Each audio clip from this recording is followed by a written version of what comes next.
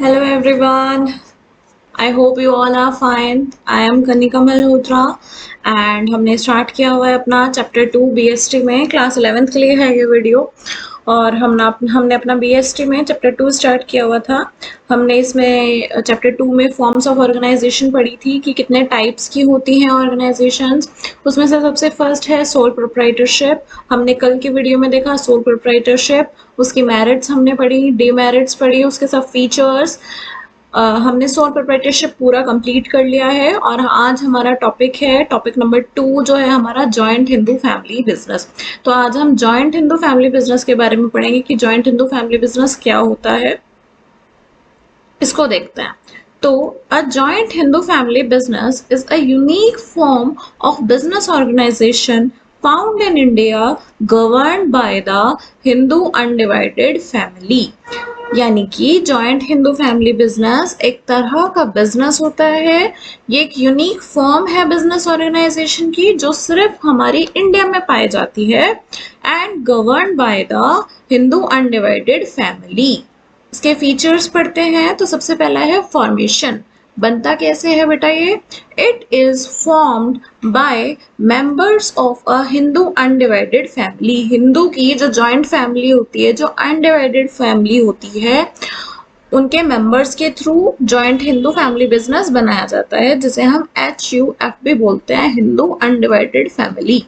Automatically created at birth, अपने आप बन जाता है, जैसे ही एक बच्चा पैदा होता है वो इसका पार्ट हो जाता है। At least 2 members are required in this and it is based on the Hindu Succession Act 1956। Hindu succession act आया था एक 1956 में, ये उस पर बेस्ड है और इसमें कम से कम हमें 2 जने तो चाहिए, 2 मेंबर्स हमें चाहिए होते हैं अगर हमें जॉइंट हिंदू फैमिली बिजनेस अपना स्टार्ट करना है तो। सेकेंड फीचर है लायबिलिटी। तो लायबिलिटी देखते हैं कि किसकी रिस्पॉन्सिबिलिटी होती है सारे डेब्ट्स देने की, सारी ऑब्लिगेशंस कंप्लीट करने की। तो लायबिलिटी किसकी होती है? The head of the family known as the karta. Head कौन होता है बेटा फैमिली का? कर्ता। कर्ता हेड होता है फैमिली का। Has unlimited liability meaning they are personally responsible for the business's डेब्ट। अगर बिजनेस का कोई डेप्ट है, बिजनेस पे कोई ऑब्लिगेशन आ रही है, बिजनेस पे कोई लोन है, उसको चुकाना है, तो लायबिलिटी किसकी रहेगी? पर्सनली कौन रिस्पॉन्सिबल होगा उसके लिए? कर्ता, जो हेड होगा, हेड ऑफ द फैमिली, जो सबसे बुजुर्ग होगा, जो हेड होगा वो होगा कर्ता। तो कर्ता की अनलिमिटेड लायबिलिटी रहेगी। इट मीन्स वो पर्सनली लायबल होगा जितने भी बिजनेस के डेप्ट होंगे उसको चुकाने के लिए। और बाकी मेंबर्स की लायबिलिटी कैसी रहेगी बेटा? The liability of the other members coparceners is limited to their share in the ancestral property. और बाकियों की लायबिलिटी, बाकी मेंबर्स की लायबिलिटी सिर्फ उतनी रहेगी जितना उनकी एंसेस्टेरियल प्रॉपर्टी में हिस्सा है, जितना उनका हिस्सा है वो उतने हिस्से के लिए लायबल होंगे। मीनवाइल जो कर्ता होगा वो अनलिमिटेड लायबिलिटी होगी कर्ता की। अब कंट्रोल किसका रहेगा? कंट्रोल भी उसी का ही रहेगा जिसकी लायबिलिटी अनलिमिटेड है।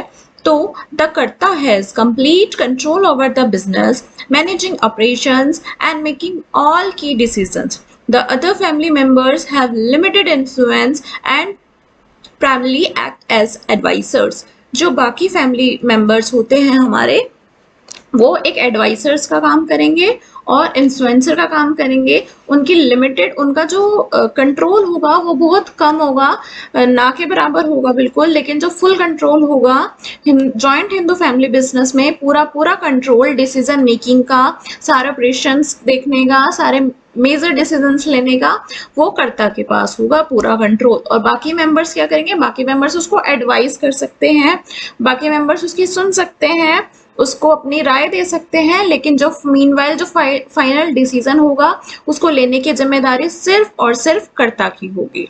ठीक, नेक्स्ट है हमारा कॉन्टिन्यूटी। कॉन्टिन्यूटी देखते हैं। कॉन्टिन्यूटी मतलब ये इसका फीचर है क्योंकि कंटिन्यू रहेगा हमारा बिजनेस जब तक हम चाहेंगे, जब तक फैमिली मेंबर्स चाहेंगे उनका कंटिन्यू रहेगा। कर्ता की डेथ हो जाती है, डेथ के बाद जो नेक्स्ट होगा एल्डेस्ट मेंबर वो कर्ता बन जाएगा, तो बिजनेस हमारा चलता रहेगा। इंग्लिश में पढ़े तो the business enjoys परपीचुअल succession. परपीचुअल succession होता है बेटा जो चलती रहती है ना चीज, उसको बोलते हैं continuously. It continuous even after the death of the कर्ता। ये कर्ता की डेथ के बाद भी कंटिन्यू रहता है with the next eldest member becoming the कर्ता। जो अगला मेंबर होगा, बड़ा मेंबर होगा, वो क्या बन जाएगा, वो कर्ता बन जाएगा। The business continue for generations as long as there are members in the family. जितने मेंबर्स रहेंगे फैमिली में, बिजनेस भी कंटिन्यू तब तक चलता रहेगा। Last point, minor members. तो माइनर्स क्या होते हैं, जो छोटे होते हैं, 18 साल से छोटे होते हैं, they are minors. Minors can be the part of the business as co-pensers by virtue of birth, inheriting a share in the family property. They have a share in the family property, so they can be the member of joint Hindu family business. They have right to the property but cannot participate in decision making until they become adults. जब तक वो adult नहीं बनेंगे वो decision making में participate नहीं कर सकते, लेकिन उनका property में पूरा पूरा right होगा। तो ये थे हमारे joint Hindu family business और joint Hindu family business के features। अब हम इसके बाद पढ़ते हैं joint Hindu family business के merits क्या होते हैं। ठीक है, तो let's continue. Yes, dear. Now we will read out the merits of joint Hindu family business. Joint Hindu family business के merits क्या होते हैं, अब हम इसको देखते हैं। ठीक है,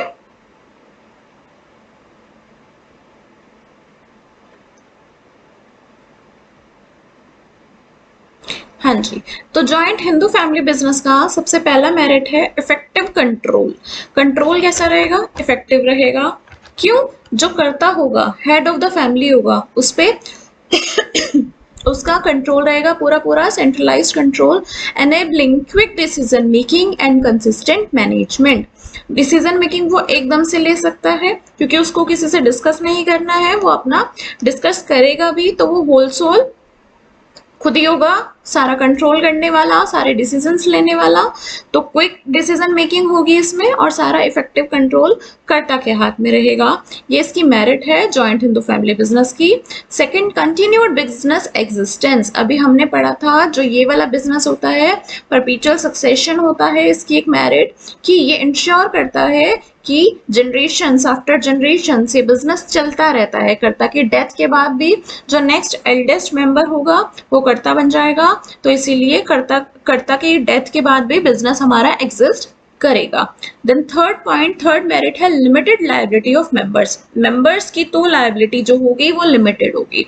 कर्ता के अलावा, कर्ता की लायबिलिटी हमने पढ़ी अभी अनलिमिटेड लायबिलिटी होगी, लेकिन all other members have limited liability. बाकी मेंबर्स की लायबिलिटी कैसी होगी बेटा, लिमिटेड होगी, meaning they are only responsible for debt up to their share in their ancestral property. जितना उनकी एंसेस्टेरियल प्रॉपर्टी में उनका शेयर है वो डेट के लिए भी उतने ही रिस्पॉन्सिबल है, उतनी ही लिमिट तक रिस्पॉन्सिबल है।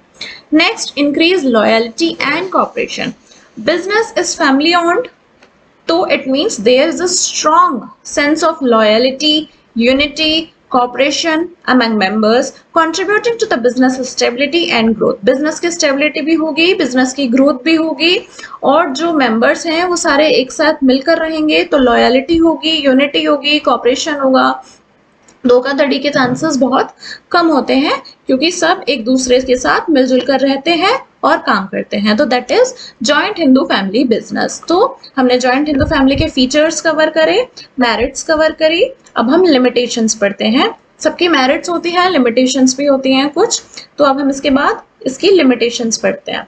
मेरिट्स में effective control, continued business existence, limited liability and increase loyalty and corporation. Now let's start with the limitations of Hindu family business. Hindu family business की limitations पढ़ते हैं, वो क्या होता है?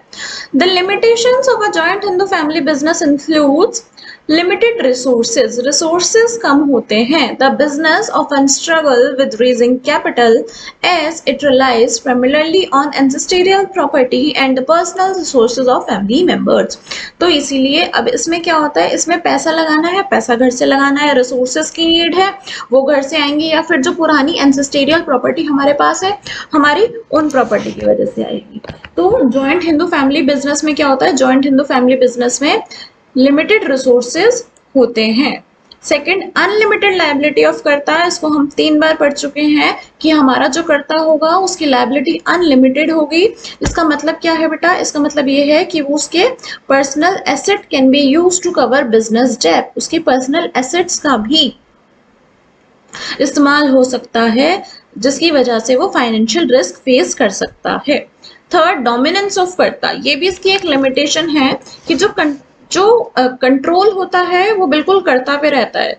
तो जो दूसरे मेंबर्स होते हैं बेटा, वो हो सकता है कि असंतुष्ट रहें उनके निर्णय से, तो they can cause a dissatisfaction among other family business who have limited से, जिनके कोई राइट्स नहीं है, हो सकता है वो डिससेटिस्फेक्शन फील करें, तो पूरा कंट्रोल कर्ता का रहता है, जिसकी वजह से एक ऑटोक्रेटिक डिसीजन मेकिंग हो सकता है। ऑटोक्रेटिक होता है जो एक बंदे ने डिसीजन लिया तो जो बाकी लोग होंगे वो उसी डिसीजन पर चलेंगे।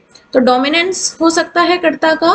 And the last one is limited managerial skills. यही सेम लिमिटेशन हमने सोल प्रोप्राइटरशिप की भी पढ़ी थी। क्यों? क्योंकि सोल प्रोप्राइटरशिप में भी एक इंसान होता है जो अपने सारे डिसीजंस लेता है, तो उसकी मैनेजिंग स्किल्स कम हो जाती है। और यही limitation joint Hindu family business की भी है। कर्ता जो होता है वो सारे डिसीजंस लेता है, तो हो सकता है कि ये उसकी ग्रोथ और अडेप्टेबिलिटी में एक हिंड्रेंस हो, एक ट्रबल हो। तो डाइवर्स स्किल्स मैनेज हो सकता है, उसमें कुछ स्किल्स कम हो कर्ता में, और जिसकी वजह से जो वो डिसीजंस ले वो कुछ गलत हो सकते हैं। तो इसीलिए ये इसकी एक लिमिटेशन हो जाती है जॉइंट हिंदू फैमिली बिजनेस की। जॉइंट हिंदू फैमिली बिजनेस की 4 लिमिटेशंस हमने पढ़ी। लिमिटेड रिसोर्सेज कम होते हैं, अनलिमिटेड लायबिलिटी होती है कर्ता की, डोमिनेंस ऑफ कर्ता एंड लिमिटेड मैनेजरियल स्किल्स। आज हम यहीं तक कवर करेंगे बेटा। सोल प्रोप्राइटरशिप हमने फर्स्ट वीडियो में पढ़ा, सेकंड वीडियो में हमने जॉइंट हिंदू फैमिली बिजनेस पढ़ा। अपकमिंग वीडियो में हम पार्टनरशिप को कवर करेंगे। जैसे नेक्स्ट वीडियो होगी उसमें मैं आपके लिए लाऊंगी पार्टनरशिप, उसके मेरिट्स, डीमेरिट्स, फीचर्स, ऐसी 1 बाय 1 हम सारे टाइप्स ऑफ ऑर्गेनाइजेशंस को कवर करेंगे। And I request you everyone, please like my this video and subscribe my channel. और अगर आपको कोई भी क्वेरी है तो आप कमेंट बॉक्स में लिख सकते हैं। And take care everyone, bye bye.